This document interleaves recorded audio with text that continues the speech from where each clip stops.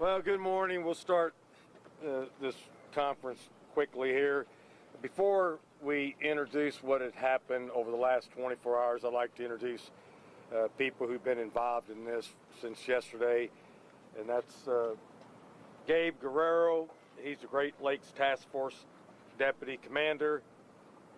Southern Indiana U.S. Marshal Dan McClan. Steve Lockyer, our coroner. Chief Billy Boland, Assistant Chief Phil Smith, and ISP Justin Bean, who's part of our task force. As everybody knows, we're here today because we were seeking out this particular fugitive from Alabama who had been in on a capital murder offense and had been in Evansville for approximately 1 week. We were fortunate to have cooperation from law enforcement from Alabama, Mississippi, our U.S. Marshal Task Force, which is comprised of members of the Sheriff's Office, the Indiana State Police, and the Evansville Police Department, and the U.S. Marshal Service. Because of all the resources, we received a lot of tips. We got some good surveillance videos that showed a pickup truck that had been left at a car wash, and then a subsequent vehicle that they took and escaped in from the car wash, which was a Cadillac.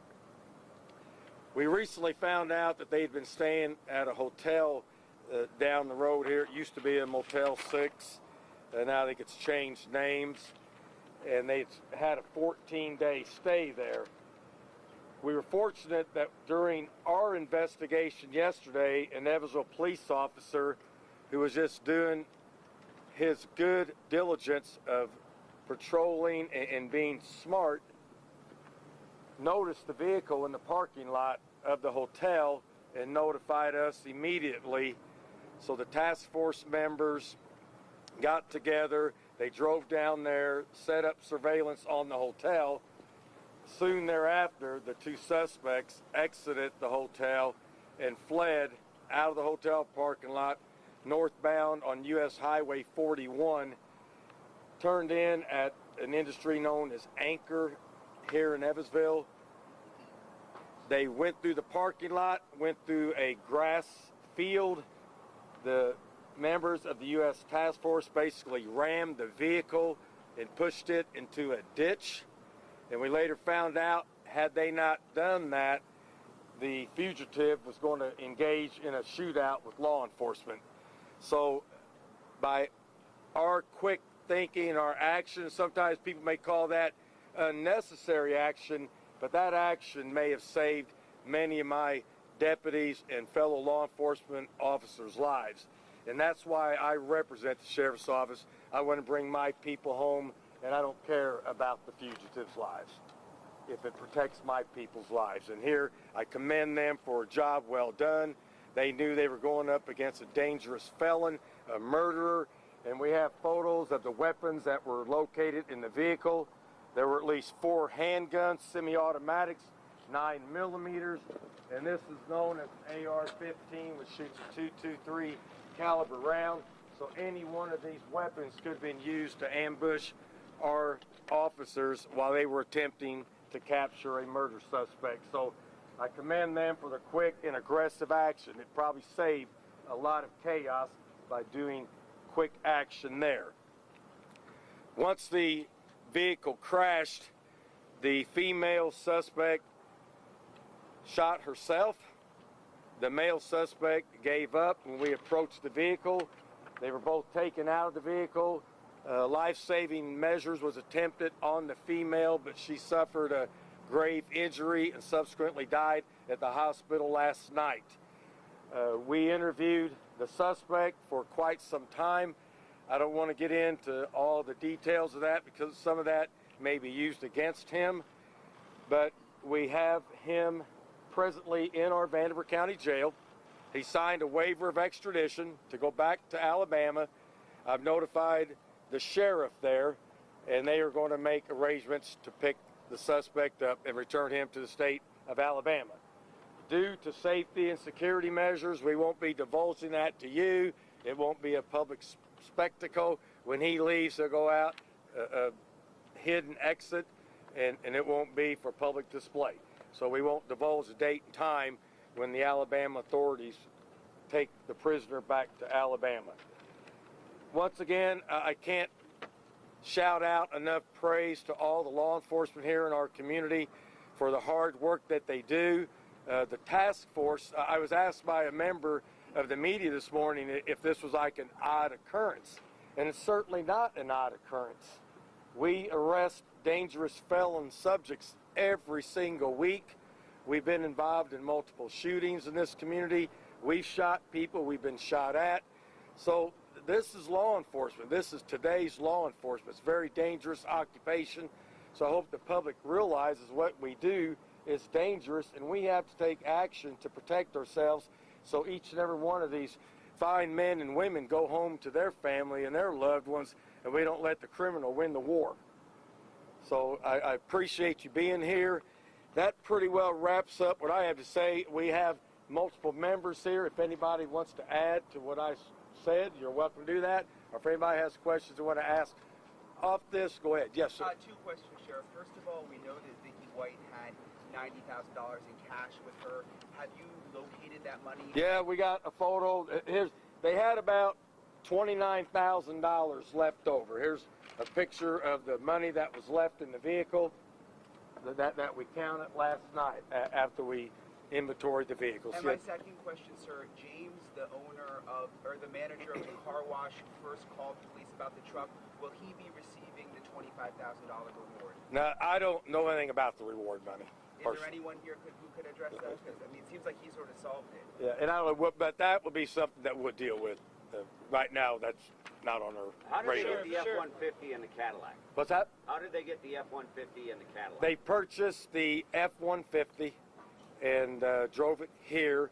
And where they got the Cadillac, I'm not sure at this moment. Sheriff, do you have any idea what they were doing here for a week? Well, I think he said that he was just trying to find a place to hide out and lay low.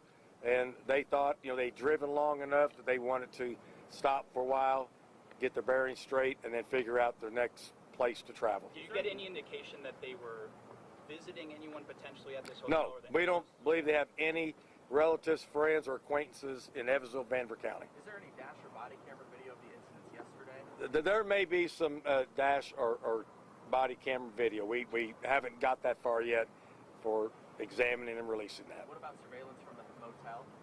And there may be, but like I said, that's a lot further into our investigation.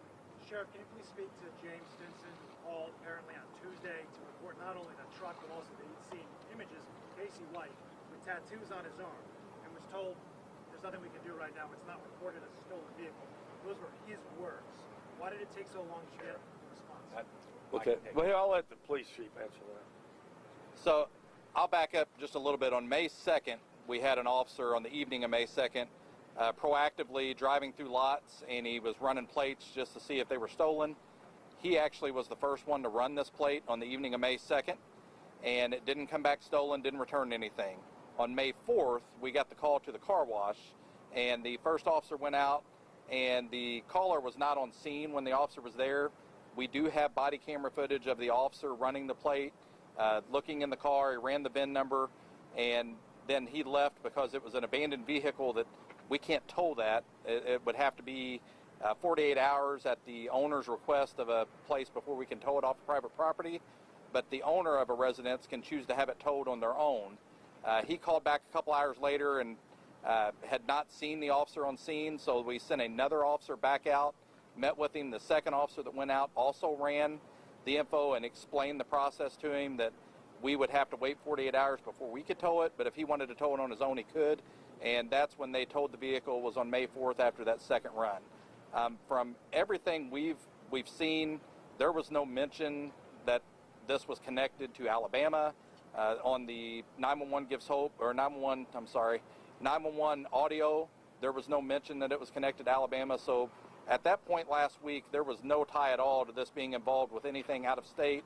There was no mention to it being connected with them. So it was just an abandoned vehicle for us at that point. Did Casey White explain why he stopped at the car wash? No, there's no reason. He just happened to pull in there. I think he's going to try to ditch the vehicle there. Can you clarify the 14-day stay? They were only gone for about 11 days, but you said a 14-day. That he had paid for 14 days to stay at the hotel. He paid in advance? What's that? Yes, yes. Uh-huh. Sheriff, did he give you any sense of an end game? Did he have somewhere they were headed to? Say that again? Did he give you any sense of an end game, a place they were headed to? No. No, they said they were just trying to contemplate where they could go and kind of be discreetly away from the public's eye. Did they have any disguises? Did they have any disguises with them? Wigs. They had multiple wigs. Sheriff, presumably he was in this area since, or they were in this area presumably since May 3rd, almost a week. What other interactions have you been able to trace? If they were here that long, surely there were other businesses or whatever that they would have... Well, to that point, just like yesterday, there's hundreds of tips that come in. Someone claims they've seen the suspects, but we've had people claim they saw them in Richmond, Indiana, and we just go through every single tip. But from my standpoint, we've got the case solved. We've got a person deceased, and we have another person in custody headed back to Alabama. That's my concern. Hey, Sheriff, when we hear that when he was getting pulled up, when he was coming out of the car, he said, "My wife is dead and I didn't do it." Do we know if that's true, and were they married? They were not married. They shared the same last name. And our preliminary investigation, we don't believe he shot her. But once the coroner examines the body through pathology, he can make a determination of that. Sheriff, how do you know that he was aiming Casey White to have some sort of violent confrontation with police? Obviously, you showed that arsenal of weapons that was inside the car. Did he express in your interviews with Casey any desire to do that? Yes. He said that he was probably going to have a shootout at the stake of both of them losing their lives. Sheriff, did they have a plan? Were they trying to get somewhere? Obviously, he wanted to escape. Their plan was pretty faulty. They're criminals. Their plan was faulty, and it failed. Thank God. Say anything about why she shot herself? Well, no. And once again, what was going through her mind, I have no idea. Sheriff, did he express how long that relationship had gone on between the two? And that's under our investigation. We're not going to divulge that right now. Sheriff, did he express any remorse for her death? No. Did you get the sense they were actually doing this together? He was not forcing her in any way? Right. No, he was not forcing her. It was a mutual relationship. Is he cooperating? Clarify where she shot herself? Well, we'll let the coroner talk about that after the pathology this afternoon. When is that coroner's report expected? Well, we think this afternoon. Well, we're going to initiate it this afternoon. Yeah. The autopsy will be conducted this afternoon, and they'll put a report out when they're ready. Hey, Sheriff, if you don't know how they got the Cadillac, how did you guys know to look for a Cadillac? No, we saw the Cadillac in surveillance video at the time they ditched the pickup truck, and then they left in the Cadillac. Is he cooperating? Will he be facing any charges here? We're not going to charge him here. He has much more serious charges in Alabama, and we want to get him down there and let them take care of that. Were any drugs found, Sheriff? We haven't found any drugs of any significance. Sheriff, you run a jail. How do you feel that somebody that works in a jail, of course not in a jail, but somebody that works in a jail did this? Well, it's certainly an unpleasant thought, and it's kind of shocking that somebody would do that. But remember, they're human beings, that they have their own minds, and for whatever reason, that they've developed some type of relationship, and so it's startling. But, you know, they're humans, make mistakes. Sheriff, how many law enforcement did the damage? Maybe 3 at most. And that's a small price to pay to stop a murderer. Were any officers hurt? Just one had a slight head injury from banging his head inside the vehicle, but he's okay now. Where did she get the gun that she used on herself? What's that? Where did she get the gun that she used? Well, I have no idea. If we could have had one from her agency, they could have stolen some, they could have bought some, and that's where we're going to piece all together. If you want to look, here's the pictures of the vehicle. Here's his and hers vehicle here. And this was a ditch that really nobody knew, including the suspects. But this ditch actually helped us in the pursuit. because as they forcibly rammed the vehicle, it turned over on its side, and that disrupted his plan to try to have a shootout with law enforcement. And he even made that statement. I want to ask you, this has been a whirlwind couple of days for local law enforcement here in Evansville. I know things like this don't happen very often. Right. Can you speak to that, just kind of what this was like for you, your department, as well as maybe, Billy, if you want to try and bring here the members of the Evansville Police Department and maybe the collaboration between everyone here? Well, yeah, remember, in law enforcement, you can be a town like in Posey County where a deputy was shot in the head. You can be in New York City. You can be in Evansville, Indiana. Crime is everywhere. Unexpected crime, violent crime is everywhere. So we never go to work thinking we're not going to encounter an unusual or serious situation. Like I said, our task force members routinely go out and arrest violent felons, murderers, and they get shot at, and they get attacked, and they get resisted. We get involved in pursuits. We're in a very dangerous occupation. And Evansville, Indiana is a fairly large community. I think people forget that. We're 180,000 people, and we're a hub of a very large demographic area, so we serve a population base of over 350,000 people. And it's conducive for criminal activity. And we have to prepare for that every single day. Sheriff, do you know anything about the provenance of any of those weapons? Is it possible that any of them were part of her service as a corrections officer? It could be, but right now we will continue our investigation, but that's the least of my worries at this time. But we will try to find an origin for each and every one of these weapons. And during his cooperative interview last night, did he say anything along the lines of who planned this and how much planning went into? Yeah, but I'm not going to get into the interview with the detectives. What about the money? Where did the money come from? Do we know that? Well, she supposedly maybe sold a home before she left town and got a large sum of money from that. Was there any negotiation with Vicky before she shot herself? Was there what? Any negotiation? Did you have any communication before she shot? I think she may have had a little bit of communication with our dispatch, possibly. I wasn't aware of it 100%, but I think she may have been talking to our dispatch. Sheriff, is that a police-ordered issued taser there in that photo? That's from her duty belt. This is her duty belt she wore as a confinement officer, correction officer in her home state of Alabama. Hey, Sheriff. She just took that with her when she left. And were those in the hotel room or the car? The guns? Was she In the wearing car. that belt? In the car. They were in the vehicle. Hey, Sheriff, after you guys seen the initial video at the car wash, what was the indication? How did you guys figure out that they were still maybe in the area? Well, it was a long, drawn-out process, like the police chief said.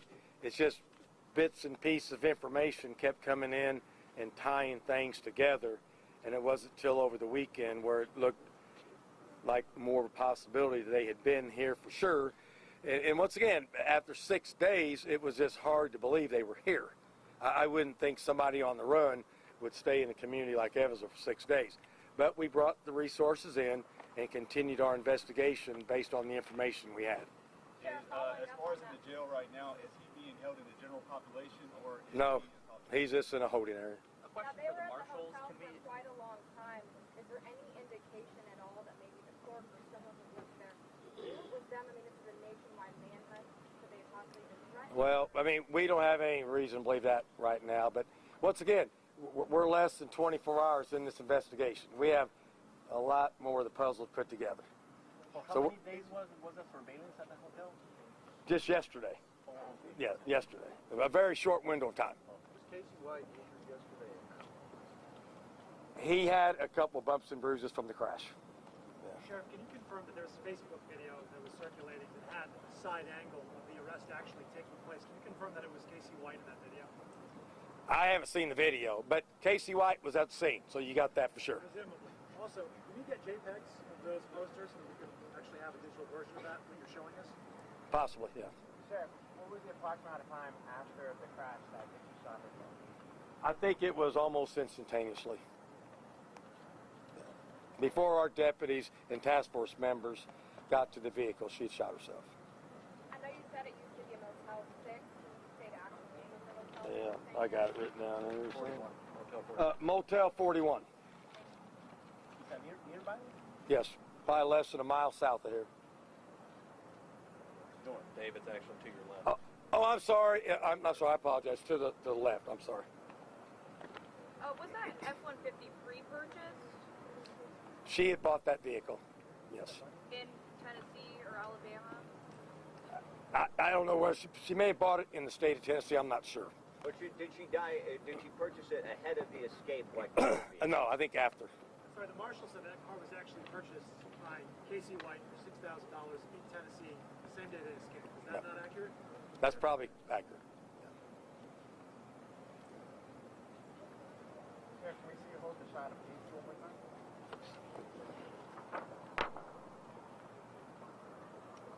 Thank you.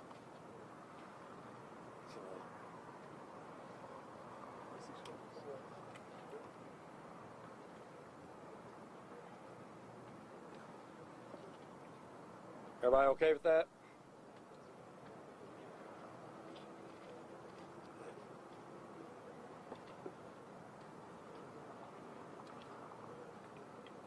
And I know you've asked a lot of questions, and as the sheriff, I think they're good media-related questions, but we're trying to take dangerous people off the street, and so a lot of the where they bought the car and where they did this and that is a minor concern versus us getting them off the street and making our community safe.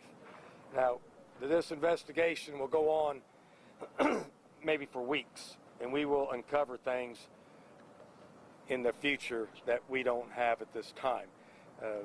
But like you said, we're less than 24 hours from the time that we were involved in pursuit and a serious crash and somebody losing their life. Sheriff, which agencies are involved in the investigation at this point? Several. We have the United States Marshal, the Indiana State Police, the Evansville Police Department, the Vanderburgh County Sheriff's Office, many members of law enforcement from Alabama, Mississippi, some members of the FBI, and probably agencies in between. So there's plenty of agencies involved. Sheriff, as someone in law enforcement or any of the people behind you who are involved in law enforcement, in your mind, what about her assistance in this 17-year veteran of a corrections facility? How did that assist? How did that help this take so long? I'm not understanding your question. As someone involved in law enforcement, Vicki White had a 17-year-long career as a corrections officer. Presumably, that had something to do with why it took so long, over a week, 11 days, for this to come to an end. I'm asking, with her expertise, that contributed and how? No, that has absolutely no merit to what went on. Zero. Sheriff, I'm sorry. The photos that you're releasing today, are they going to be posted on your Facebook page or? We'll have photos available for media later. Yes. Thank you.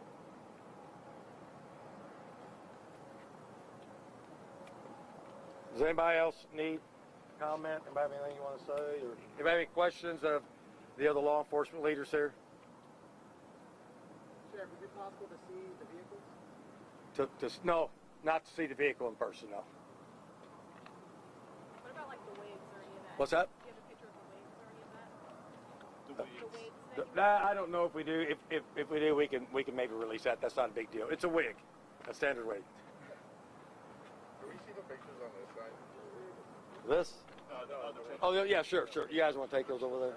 Sheriff, I know it's a weird question. Was it a black wig, long, short? What was she wearing? I think there was multiple wigs, kind of like maybe reddish and blonde. Yeah, you wouldn't look good in it.